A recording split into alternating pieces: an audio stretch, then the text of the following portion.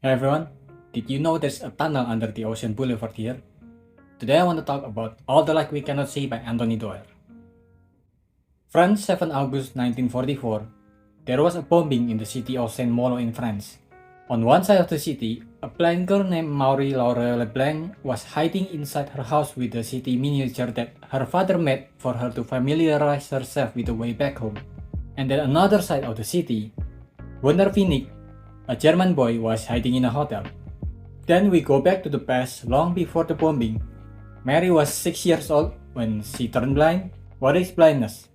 Where there should be a wall, her hands find nothing.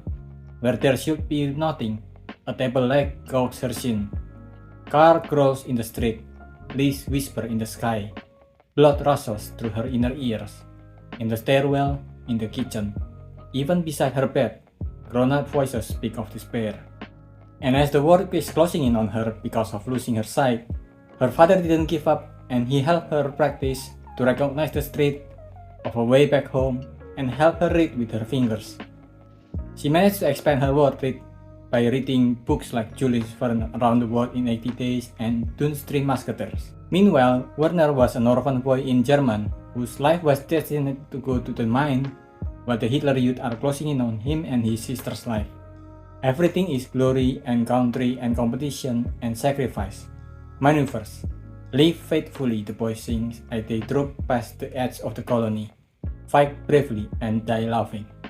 As a youth, he managed to jerry-rig a radio from broken items. He too in his own way managed to expand his world, and as he steadily listened to the radio with her sister, they found a channel filled with educational content that German orphan kids like them don't normally get. Then he went to school for the Hitler Youth in order to get away from the mine, telling himself he's doing this to protect his sister.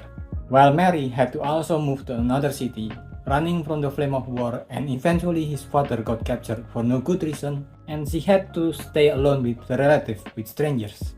But she is angry at Etienne for doing so little, at Madame Manek for doing so much, at her father for not being here to help her understand his absence, at her eyes for following her, at everything and everyone who knew love could kill you. And as the story progressed, the juxtaposition, the difference between Mary and Werner got further apart.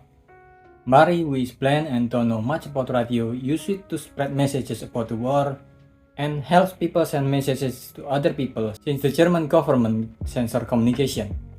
While Werner, who got recruited into the army, chose to close his eyes and heart and use his radio knowledge to kill other people who dare to use the radio to communicate.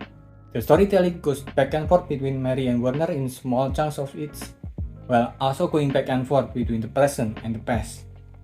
Each time the story changes to the present and scoots a little bit before going back to the past, you really feel like you just wasted your time since the story from the past can just keep going until it catches up to the present, which for me feels very gimmicky very quickly since I think it's unnecessary and it makes it hard to get closer to characters. Oh, Mary's father is captured. Okay then, let's move on. Oh, Werner's best friend got lynched in the Hitler's youth school until he lost his mind. Okay then, let's move on. Oh, the woman who took care of Mary at Saint Malo is dead. Okay then, let's move on. Oh, Werner got an innocent mother and daughter murdered because of his mistake. Okay then, let's move on again. And it goes on so on and so forth. The storytelling doesn't let moments to stay for too long, and I think it lessens the impact on some of the events of the book. What the book does well is that it managed to capture the feeling of melancholy without them being too painful to read. It refused to stop its momentum while still making the story easy to read. There's a certain bittersweetness that lingers as the tragedies unfold and mistakes were made, and life goes on. Mary and Werner are both really well written that when they finally met, as Werner saves Mary and the blind girl helps him see his own humanity, you really feel like the moment has earned itself. He tells her, she say when I lost my sight, Werner, people say I was brave. When my father left, people said I was brave. But it is not bravery, I have no choice. I wake up and live my life.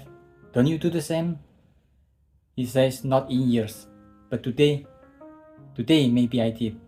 And lastly, I think it concludes beautifully as we see how the characters that survived the war live their life without letting their painful history define them. It is such a beautiful story to read, and it feels like a really good epilogue, and it's such a blessing to read. That's about it.